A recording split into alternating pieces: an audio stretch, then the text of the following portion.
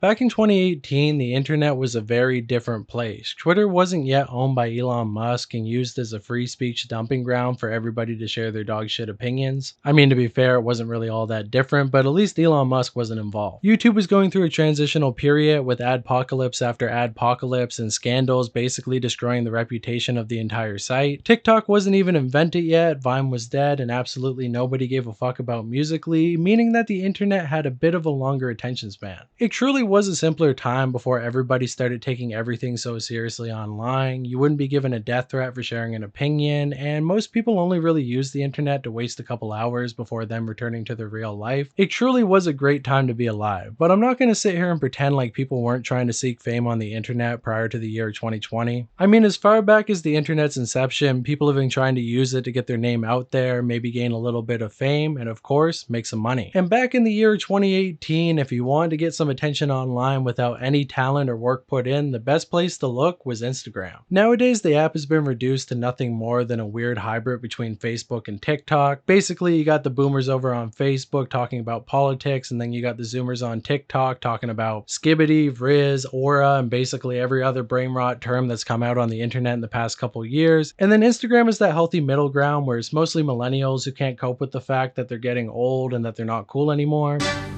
What? Gen Z's trying to what? Cancel Eminem. Gen Z's trying to cancel Eminem? Honey. But back in the day, Instagram was truly a special app, as it was basically every app you needed all in one spot. You could talk to your friends, you could get updated on what celebrities were doing in their personal life, you could hop on a live stream and talk to your favorite artist, and if you're an absolute weirdo, you could get hyper fixated on one celebrity in particular, screenshot all of their story posts, comment on everything that they're doing, hit them up in the DMs, and even harass them on live stream.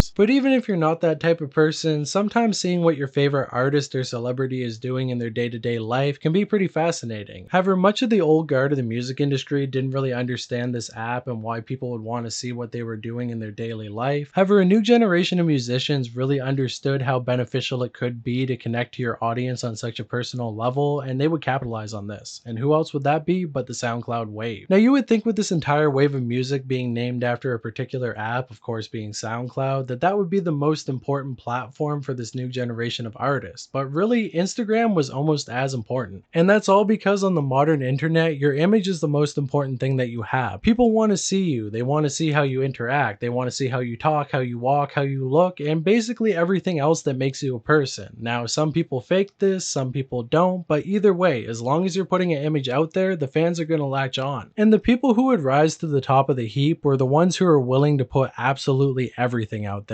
Hop on Instagram every day, share your life, post pictures, go on live stream, interact with fans, share new music, and most importantly, do funny shit. Because when you do something funny, it helps to humanize you and it brings more people in who might not be necessarily interested in your music, but like you as a person. And if you can get somebody to like you, you can get them to love you, and you can have a fan for life. And this is what a lot of SoundCloud rappers really took advantage of. Lil Pump, Smoke Perp, Tekashi 6ix9ine, Trippie Redd, XXXTentacion. I mean, these were guys that you couldn't go a day without seeing their face. However, all of these people were rappers, and as dog shit as some of their music may be, that was their main goal. Get on Instagram, build up a fan base built off of your personality, and hopefully turn that same fan base onto your music, profit. A simple concept really. I mean, all you gotta do is be entertaining. But what if you can't make music? In fact, what if you have absolutely no talent whatsoever, but you still want attention online? Enter in the Instagram comedian. This is where you get people like Supreme Patty, Boom Gang, Whoa Vicky, and Bad Baby. Now, to be fair, Whoa Vicky and Bad Baby came from other platforms before they went on Instagram, but Instagram was basically the main place that they got attention on. And what were these people doing that was so entertaining? Well, Boom Gang would steal from people, and Supreme Patty would squeeze lime juice into his eyes. I know, not exactly what you would call highbrow entertainment, but it was novel back then. And surprisingly, this worked so well for certain people that they were actually able to turn it into a full-on career. I mean, you've seen 6ix9ine collab collabing with Supreme Patty, you saw Boot Gang collabing with Lil Pump. Bad Baby was out here doing features with people like Rich the Kid. I mean, she was really winning back then, and honestly, she's still winning nowadays. And at the same time the entire Instagram wave was really popping off, there was also a trend going on in hip-hop with rappers getting younger and younger. You had Lil Pump, who was 15 years old when he started to pop off, then you had people like Lil Mosey, who was a similar age, and every time that one of these young rappers would pop off, they'd make the claim that they were the youngest flexer. Now I believe that Lil Pump was the first one to really make this term popular. However, the one who really took it over and made it into her own thing was Lil Tay. Lil Tay out here on the top of Beverly Hills.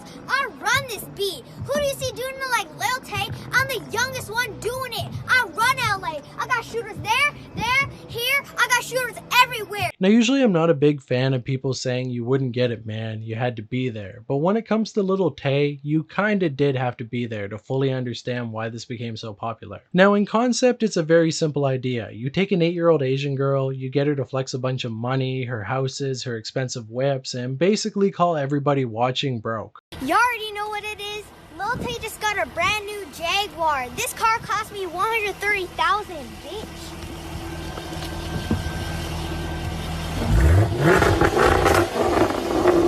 No grown-ass man hating on me, but that ain't changing nothing. I still gonna be rich. I'm the youngest flexer of the century, bitch, and I'm only 9 years old. Now why did we like to be called broke so much back then? Well, I couldn't really tell you, but we did. And when it comes to calling people on the internet broke, Lil Tay was the master. I'm not really sure if it was the way that she said it, or maybe it was the fact that she was so young and still had my entire mortgage on her wrist. This Lil Tay, bitch, I'm richer than all y'all broke ass niggas. But it doesn't really matter why it worked. All that matters is that it did work, and she would start to gain millions and millions of followers on Instagram by posting these videos. And with her growth, she would also gain more opportunities, eventually expanding into the whole cinematic universe of Instagram and beefing with people like Woah Vicky and Bad Baby. Or maybe she was on Woah Vicky's side. I don't really know why this beef started in the first place, but it was a beef that was active in 2018. In fact, when Bad Baby and Woah Vicky went to go fight in real life, Lil Tay was there for some reason. Why was she there? Absolutely nobody knows, but somebody was definitely getting paid off all of these antics. But with all this newfound clout, some questions began to arise. How did she get all this money in the first place? Did she have rich parents? Maybe there was somebody funding this entire endeavor, or maybe she really did make that much money on her own. Okay, it definitely wasn't that last one, but I mean, hey, who knows? People were speculating. However, we wouldn't have to wait very long to get all the answers we were looking for, because only a couple months into her rapid rise to fame, a video would surface online showing behind the scenes footage of what was going on with her. You broke ass bitch. You out here, you were out here like with your irrelevant ass. You making a video on me? Like, bitch, I'm way more irrelevant than you. You're trying to be relevant and you're trying to be like me.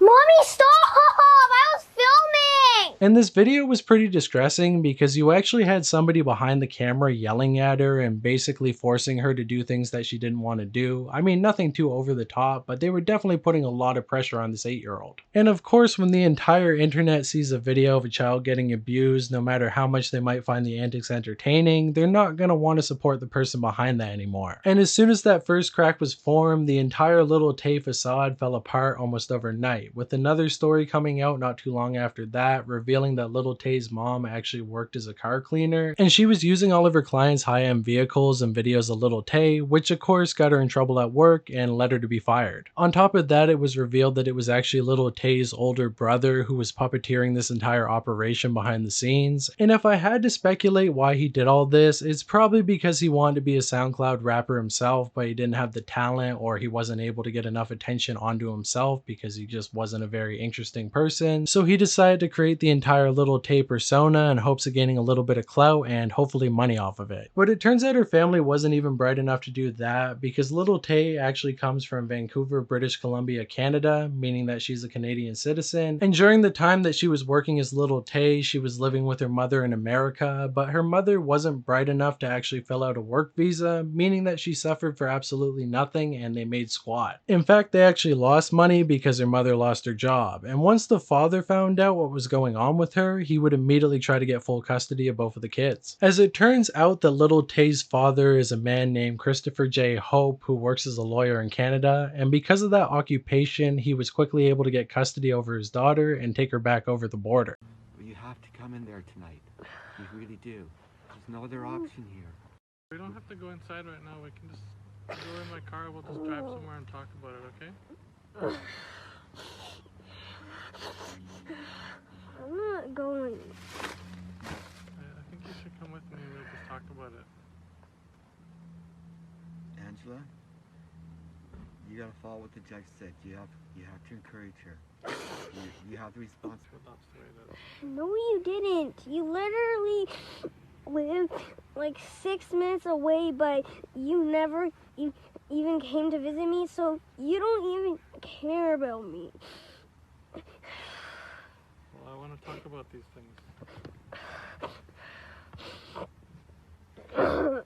And it seems like this must have happened around the summer of 2018 because there's actually a post still up on her Instagram even to this day talking about how she wanted to go to a charity event with XXXTentacion, but her father wouldn't let her. And it's kind of confusing because she was immediately talking shit about him, saying that he was abusive, that he wasn't letting her do what she wanted. And this comes across like somebody else is running Lil Tay's Instagram. I assume that her mother probably got control of it and was trying to use it to dogpile on the father for taking her daughter away. It's either that or it could be her brother that was writing this or possibly Lil Tay herself, but I feel like these captions are way too well worded for it to be an 8-year-old. However, whether it was her words or not, it does make sense that Lil Tay would be upset about this. It happens a lot with kids who have one parent that doesn't really care about them at all and lets them do whatever they want, and another who actually genuinely loves them but wants to put boundaries on them so they don't go out of control. They often feel like the other parent is too controlling and is trying to stop them from doing what they want, because after all, when you're given free reign to do basically anything and you have clout on top of that, it's really going to break your brain at a young age. I mean, it's one thing to peak in life at the age of 18, it's another to peak at 16, but when you're 8 years old and you've gotten all the attention you're ever going to get in life and you're as big as you're ever going to be, that's definitely going to do something pretty psychologically damaging to you. Her mother and brother are pretty fucked up for putting her in that situation, and on top of that, I can see why the father doesn't want her to do a charity event with XXXTentacion. I mean, I know it's for a good cause, but would you want your 8-year-old daughter to hang out with a known woman abuser? However, whoever was running the Instagram account at the time would use all the goodwill that X got after his passing to try to villainize the father even further. However, by the end of 2018, nobody really cared about Lil Tay anymore. It was a gimmick and kind of a funny trend, but it was time for people to move on, and Lil Tay basically faded away for the better part of 6 years. And we can only assume that during that period of time, she was in Canada living with her father, doing normal kid things like going to school, getting an education, and hopefully getting socialized with people her own age. However, once again, the unfortunate part about all of this is that she had so much attention at the age of 8 years old that going back to normal life probably didn't feel fulfilling for her, and it was only a matter of time before she'd want to return to the spotlight. And it seems like her father was aware of that, so he actually ended up setting her up a work visa in case she ever wanted to return to being Lil Tay. And you would think this would be a good thing, but a lot of people have heavily scrutinized him for taking this action, saying that he's trying to exploit his daughter the same way that the mother and brother were, although I don't really agree. All he was trying to do was set her up to actually make money if she was going to have to play this Lil Tay character. I mean, we don't know what was going on in the household and we probably never will. The only information we've got about it is from Lil Tay, who is not a reliable narrator by any means. But besides these little pieces of information that we got here and there, we didn't really get a lot of news on Lil Tay between the years of 2019 and 2022, with most people assuming that she would never return to the spotlight and would probably retire off to have a normal life. However, all of that would change in the year of 2023 when we got the unfortunate news that Lil Tay and her older brother had actually passed away in a skidoo accident, which is a pretty crazy way to go out. This all popped off on August 9th of 2023 when Lil Tay's Instagram account ended up sharing a story saying, "It's with a heavy heart that we share the devastating news of our beloved Claire's sudden and tragic passing. We have no words words to express this unbearable loss and indescribable pain. This outcome was entirely unexpected and has left us all in shock. Her brother's passing adds an even more unimaginable depth to our grief. During this time of immense sorrow, we kindly ask for privacy as we grieve this overwhelming loss. The circumstances surrounding Claire and her brother's passing are still under investigation. Claire will forever remain in our hearts. Her absence will leave an implacable void that will be felt by everybody who knew and loved her. And right off the bat, I don't know if this is out of pocket, but I feel like this statement is kind of weird. You come out and say that she passed away and then tell everybody to give you privacy, but nobody was really checking in for Lil Tay at this point, so you probably just could have kept it off the internet and nobody would have even known about it, so you would have got the privacy that you were asking for. And I know you guys are going to say, that's pretty fucked up, Twisted. I mean, a 14-year-old passed away. You should have more respect. Well, the thing is, she didn't actually pass away. However, at the time, nobody realized that this entire story was a hoax, and it began to get shared around on Instagram, getting reposted on XXL as well as TMZ. However, once they reached out to Lil Tay's father to ask for a statement, he said that he couldn't confirm or deny if she actually passed away. And the reason for that was that him and Lil Tay's mother were actually caught in a back and forth legal battle over custody, which had been going on for about 5 years at this point. And it seems like something must have happened that got Tay put back in the custody of her mother, because the father had no idea where she was or what was going on. Which is pretty sketchy when you think about it. After 5 years of her living with her father, we didn't hear anything about her, but the second that she goes back into her mother's custody, bullshit starts happening again. It's almost like her mother is a clout chaser who really likes online attention. And to make matters even worse, somebody tried to launch a cryptocurrency immediately after, basically capitalizing off of her death. Now, we're not really sure who exactly did this, and Lil Tay would later blame it on her former manager. However, I think it's pretty obvious that it was her brother who pulled this entire death hoax. I mean, after all, he was mentioned in the post, and at this point in 2023, who really remembered her random brother who was never really online in any capacity? It's way too coincidental to think that some random manager would start trying to clout chase off a Lil Tay the second that she goes back into her mother's custody. It makes a lot more sense that her clout chasing ass mother and brother, who had previously put her in the public eye, would do so again the second that they were able to get access to her. And at this point, Lil Tay wasn't a kid anymore. She was now around 14 to 15 years old, and her brain was probably rotted with skibbity bullshit, and basically every teenage girl wants to be famous, so, well, she took the chance to get more clout. And it ended up working out, because she would become the most searched woman in 2023, which really doesn't mean a lot when the only reason that people are looking you up is because you pulled a hoax. But despite that, she seems to be very proud of that, and she still has it in her Instagram bio even to this day, which I just find very funny, because Andrew Tate also pulls the exact same bullshit, saying he was the most searched man in 2022, and it's like, cool, I guess, but who really gives a fuck in the grand scheme of things? But either way, eventually Lil Tay would come out and reveal that she was actually alive and it was all a hoax, but she wouldn't admit that she was behind it, and instead would blame a random hacker who supposedly got into her Instagram and made this post, which is already kind of changing the story, because originally she made the claim that it was an old manager who had access to her Instagram who made this hoax, but now she's making the claim that it was a random hacker, which I really don't buy. I mean, why would somebody hack into your Instagram and make a post saying that you were dead to try to launch a crypto coin? If they're going to do something like that, wouldn't they go after somebody who's more famous? Not to mention, you can really tell when somebody gets fake hacked, because if somebody really hacked into your Instagram, they're going to go through all your DMs, probably post a bunch of racial slurs and do everything they can to slander your name. They're not going to be so careful and calculated when it comes to what they post. But despite that, that's the story that Lil Tay was running with, and TMZ ended up repeating that in their own article. And very bizarrely, Lil Tay would later cite this article in 2025 as proof that she was proven to be hacked, even though all they did was repeat the statement that she made and didn't actually do any of their own research.